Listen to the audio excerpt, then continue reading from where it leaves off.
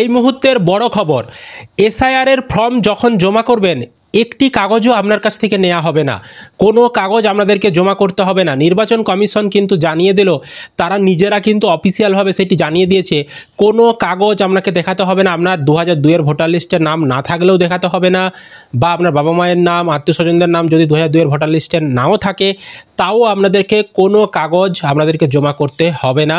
এসআইআরের ফর্ম যখন আপনারা পূরণ করে জমা দেবেন, শুধুমাত্র ফর্মে সই করে ফর্ম পূরণ করে জমা দিতে হবে আপনাদেরকে, তার সঙ্গে কোনো কাগজ দিতে হবে না।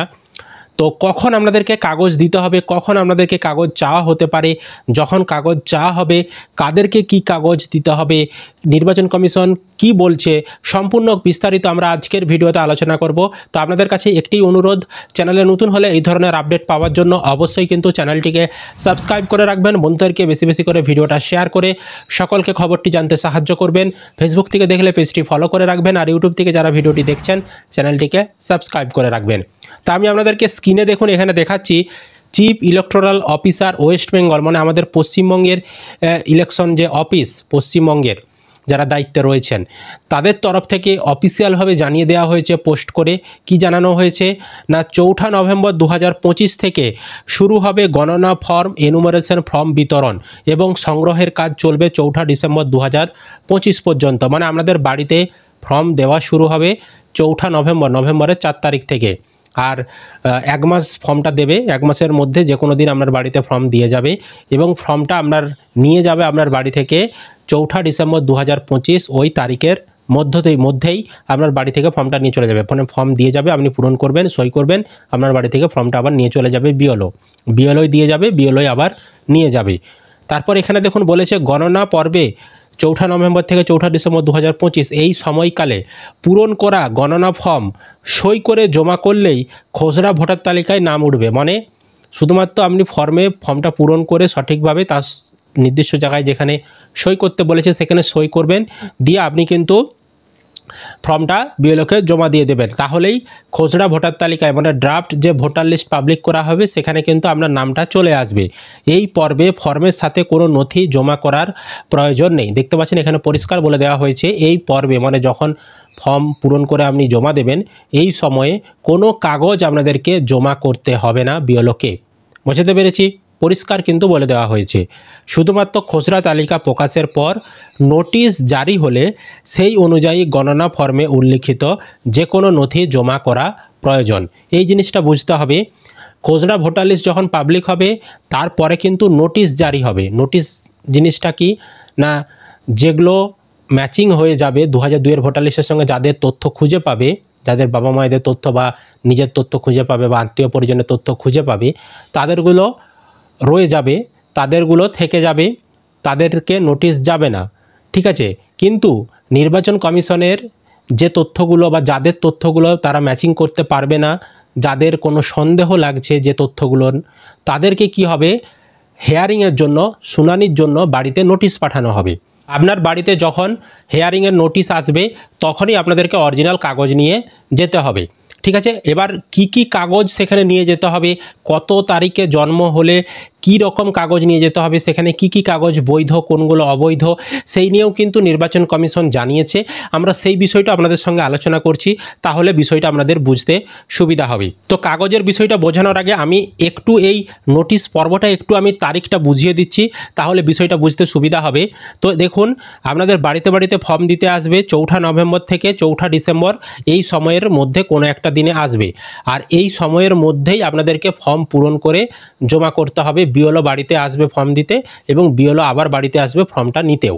শুধুমাত্র আপনি ফর্মটা সঠিকভাবে পূরণ করবেন এবং যেখানে সই করার জায়গা রয়েছে সই করবেন, দিয়ে আপনি ফর্মটা বিএলওকে আবার দিয়ে দেবেন। আমাদের চ্যানেলে কিভাবে ফর্ম পূরণ করতে হয়, নতুন যে বাংলা ফর্ম প্রকাশ করা হয়েছে সেই নিয়ে চ্যানেলে ভিডিও রয়েছে, কারণ বাংলা ফর্মেই আমাদের পশ্চিমবঙ্গে এসআইআর হবে, ইংরাজি ফর্মে কিন্তু হবে না। তাই যারা এখনও ভিডিওটি দেখেননি চ্যানেলে গিয়ে দেখে নেবেন। আমরা সম্ভব হলে সেই ভিডিওর লিঙ্ক এই ভিডিওর এন্ড স্ক্রিনে আই বটনে দিয়ে রাখবো।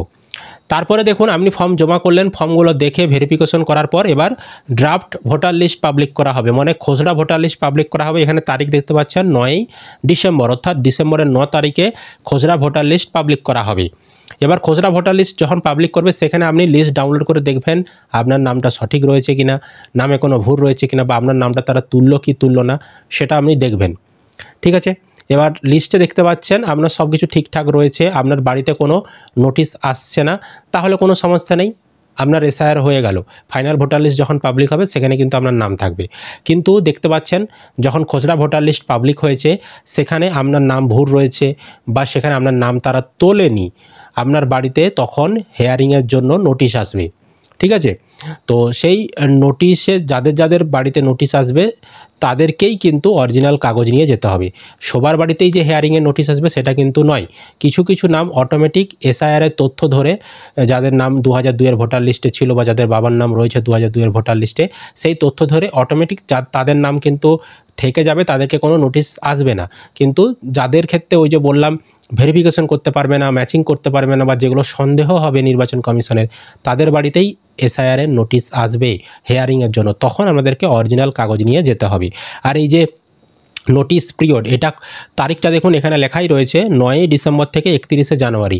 9ই ডিসেম্বর 2025 থেকে 31শে জানুয়ারি 2026 এই সময়ের মধ্যে আপনাদের বাড়িতে হেয়ারিংয়ের জন্য নোটিশ আসবে এবং আপনাদেরকে অরিজিনাল কাগজ নিয়ে ভেরিফিকেশনের জন্য অফিসেও যেতে হবে, অফিসে ডাকা হবে, সম্ভবত ব্লকের অফিসেই ডাকা হবে, কাছাকাছি অফিসেই ডাকা হবে, সেখানে আপনাদেরকে অরিজিনাল কাগজ নিয়ে যেতে হবে। সেইটাও কিন্তু ওই 9ই ডিসেম্বর 2025 থেকে 31শে জানুয়ারি 2026-এর মধ্যে যেতে হবে। এবার আপনি সেখানে অরিজিনাল কাগজ নিয়ে গেলেন, যদি সব কিছু ঠিকঠাক থাকে, যদি সব কিছু তারা ভেরিফিকেশন করে সন্তুষ্ট হয়, তাহলে ফাইনাল যে ভোটার লিস্ট পাবলিক করা হবে 7ই ফেব্রুয়ারি 2026 তারিখে, তখন কিন্তু আপনার নাম সেখানে থাকবে এবং এসআইআর কিন্তু আপনার কমপ্লিট হয়ে গেল। এই জিনিসটা বোঝাতে পেরেছি। এবার আপনাদেরকে আমি কাগজের বিষয়টা বোঝাচ্ছি। দেখুন, যখন নোটিশ পাঠানো হবে তো তখন আমাদেরকে কাদেরকে কী কাগজ নিয়ে যেতে হবে। তো মূলত 3টা ক্যাটাগরি ভাগ করা হয়েছে।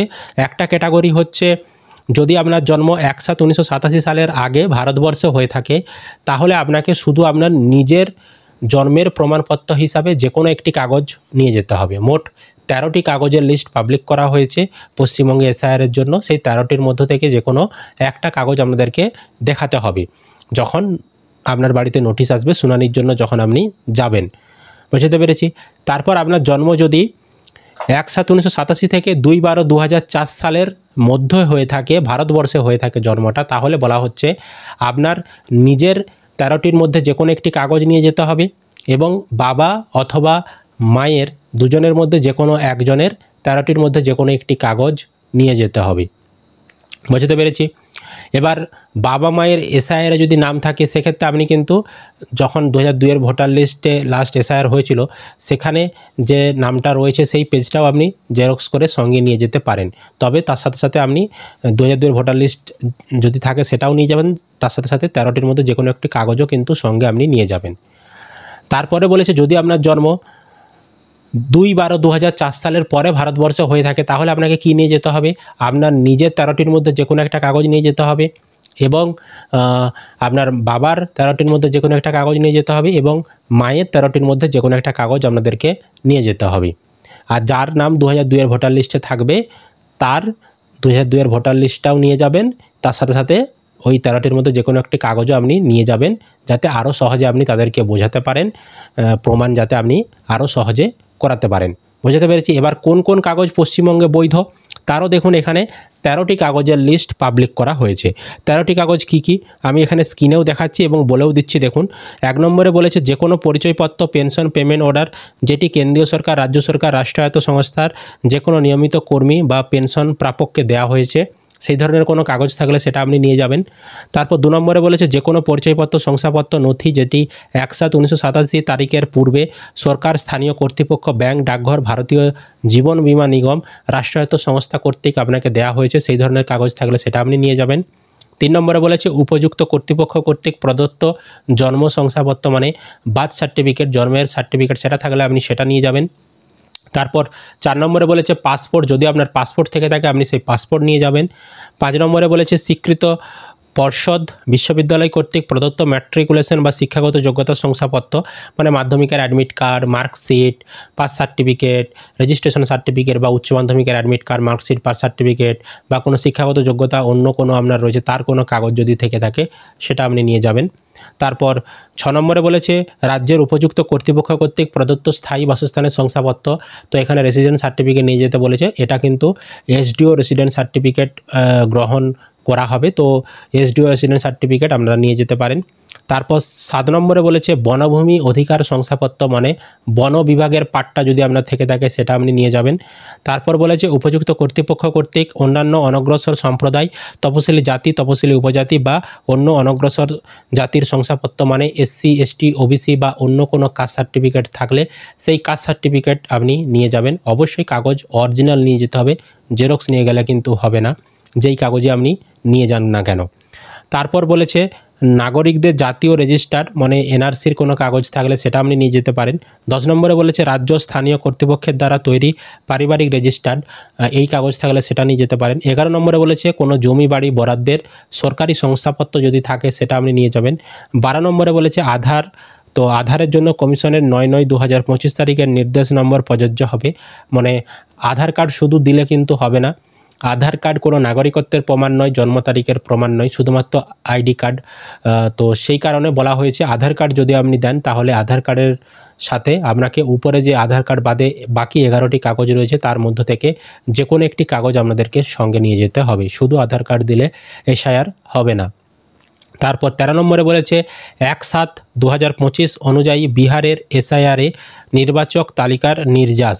এর মানে হচ্ছে বিহারে যে লাস্ট এসআইআরটা হলো 2025 সালে, সেখানে যে ফাইনাল ভোটার লিস্ট পাবলিক করা হয়েছে সেখানে যদি আপনার নাম থেকে থাকে সেটাও কিন্তু আপনি ডকুমেন্টস হিসাবে দিতে পারেন, বা আপনার রিলেটিভের কারো যদি সেখানে নাম থেকে থাকে সেটাও আপনি ডকুমেন্টস হিসাবে আমাদের পশ্চিমবঙ্গে যখন এসআইআর হচ্ছে তখন কিন্তু আপনি দিতে পারেন যখন কাগজ চাইবে। ঠিক আছে, বোঝাতে পেরেছি? তো আপনি এই কাগজগুলোর মধ্যে কাগজ রেডি করে রাখবেন, যখন আপনার বাড়িতে নোটিশ আসবে, যখন কাগজ দেখতে চাওয়া হবে তখনই আপনি নিয়ে যাবেন।